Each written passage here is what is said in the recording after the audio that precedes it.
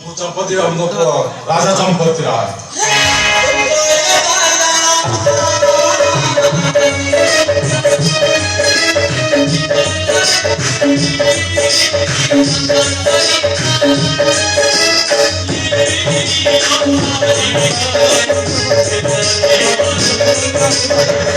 ଘରେ କବର୍ସନ୍ କରିଯିବା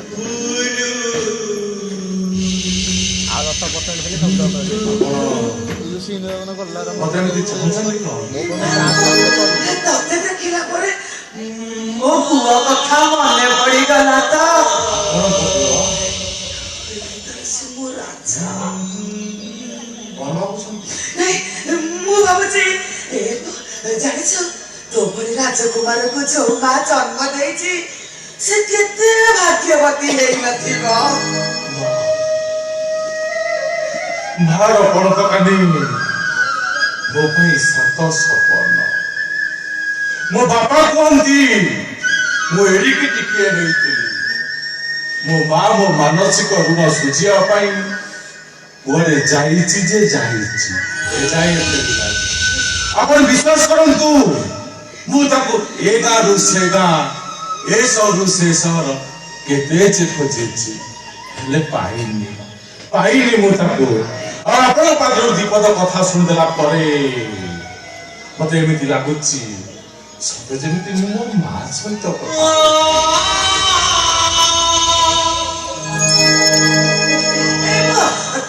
ତୁ ମତେ ମା ବୋଲି ଡାକିବୁ। ମୁଁ ରଙ୍ଗର ବର୍ଣ୍ଣନାର ମା ହେଲି ବୋଲି କଣ ଆଉ କାହାର ମା ହେଇପାରିବିନି? ଆରେ ମା ସବୁବେଳେ ମା। କହୁଛନ୍ତି ମୁଁ କଣ ଆପଣଙ୍କ ମା ବୋଲି ଡାକି ପାରିବି? ମତେ ଥରେ ମା ବୋଲି ଡାକ। ଆ ଧନ ମୋ ଗୋଳକୁ ଥରେ ଆରେ ଧନ ମୋ ଗୋଳକୁ ଥରେ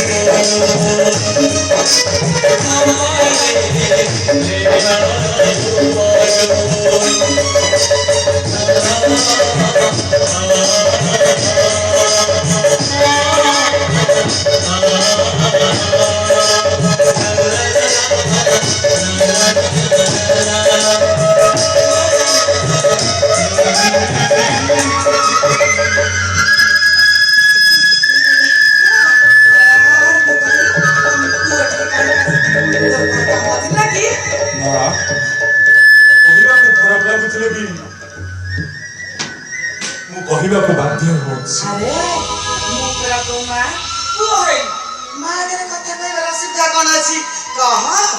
ମୁଁ ଆପଣଙ୍କ ଝିଅ ଲଗ୍ନାକୁ ଭଲ ପାଏ। ଏ କଥା ମୁଁ ଜାଣିଛି। ସେ 4 ଦିନ ହେଲା ଆମରି ଘରେ ଅଛି। ଆରେ ମତେ କେହି ନାଇଁ କହିଲେ ବି ମୁଁ ଜାଣିଛି ସେ ତମରି ଘରେ ହିଁ ଥିବ। ଆରେ ବାପା ତୁ କଣ ତାକୁ ମନ୍ଦିରରେ ବାହା ହେଇଛୁ? ନାଇଁ ମା ତା ବାହାଘର ସରିଛି ସତ ହେଲେ ମୋ ସାଙ୍ଗରେ ନୁହଁ ମୋ ବାପାଙ୍କ ସାଙ୍ଗରେ।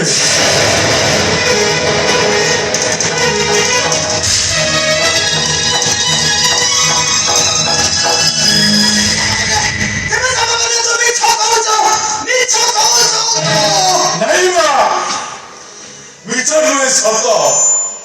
ମା ତମେ ସେ 22 ପାହାଚ ଉପରେ ରତ୍ନ ସିଂହାସନ ଉପରେ ବସିଥିବା ହାତ ଗୋଡ଼ ନଥିବା ସେ ଜଗନ୍ନାଥଙ୍କୁ ଦେଖିଛ? ଆଉ ସେଇ 22 ପାହାଚ ତଳେ ବସିଥିବା ହାତ ଗୋଡ଼ ନଥିବା ସେ କୁଷ୍ଠ ରୋଗୀଙ୍କୁ ଦେଖିଛ? ବାପା ମୋ ପାଖରେ ତଥାପି ମୁଁ ପାଇନି। ମୋ ବାପାଙ୍କ ପାଇଁ ମୁଁ ତମ ପାଖରେ ହାତ ଯୋଡ଼ି କ୍ଷମା ମାଗୁଛି।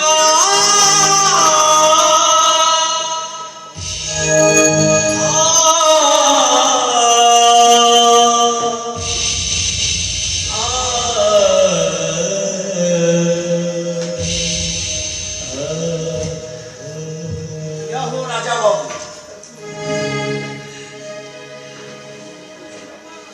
एते बड़ खुशी खबरटा देल मुह मिठा न करी चली मौसा ए नियो ए शिशिर विष अछि आम बुढ़ा बुढ़ी दिटा को मोर टिके विष दी अथवा आमे दि जण खाई मरी गला परे आम झियर दुख देखिबा को नथि नियो शिशिर आम बुढ़ा नहीं मौसा आपण सेमिति कोंतरे आपण मो पर विश्वास रखंतु मो पर भरोसा करंतु मो पर आपण बच्चिया को भलो पाउती सारा जीवन ता पाखे छाई बोली रही बोली कथा देती मु थिबा पर्यंत आपण को छुआ के रुसिया के देबी अरे बड़ा ए पुरुष पुआ बड़ा छियर मन कथा बुझिबु कुआरो अरे गोटाए जवान छिय बाप बयसर मनीष को स्वामी रूप पाई केते जे खुशी राखिब से कथा मते जळ जळ हेई देखा जाउची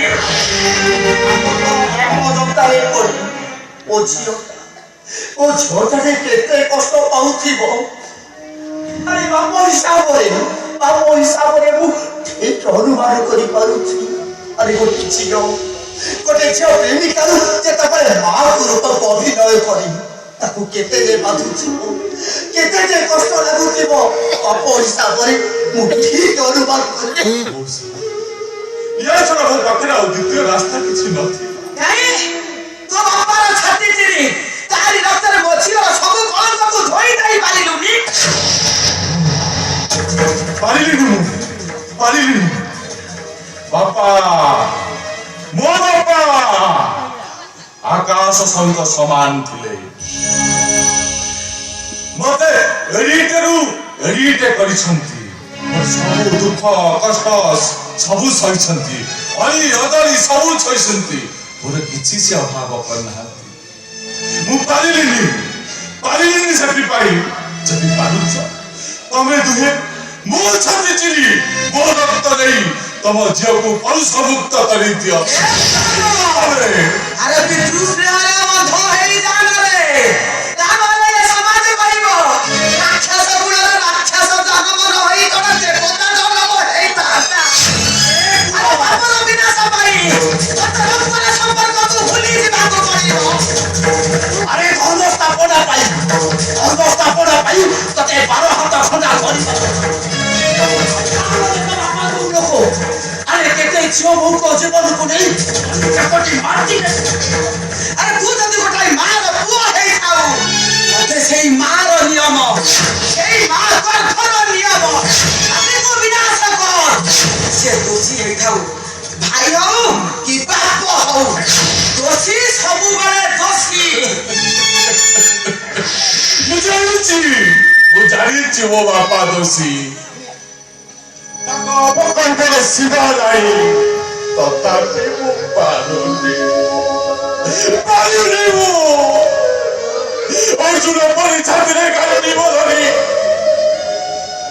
जुत करी पारुनी वो अरे केते आउ सहीबु रे अरे केते तू आउ सहीबु अरे सेई बापटा गोटे अन पुरुषा बोली निज स्त्री की निज भाई संगे संभव करी अरे तारी कोलरु चंद हेलु तू अरे से केतबळे जानिला तो आउ ता ओरसरु चंद हेचु अरे से भाई ताकू से मारी देला आउ तो माकू मुंबा कोन अछि से केमि अछि से कोन से मुंबा मारिबा को चेष्टा करिथिला मारी पारिलानी अरे ताकू निज हातरे विधवा सजेई देला तुमे को मो मार ठिकाना जानी छ हां जानी छी ताले मते कहू न करे की तो मां गोटे शर्त रखी छी जो दिन तो बाप भली राक्षस को विनाश करी ए कली जुगे धर्म स्थापना करिबो ए पाप शहर रे पुण्य दौड़ प्रतिष्ठा करिबो ए दिन तो मां तते देखा दबो ଦେଖିବାକୁ ଚାହୁଁନ? ମୁଁ ମୋ ମାଆକୁ ଦେଖିବା ପାଇଁ ଚାହେଁ ମୁଁ ଆଉ ତମ ମାଙ୍କର ସତ ମୁଁ ଗୁଣ କରିବି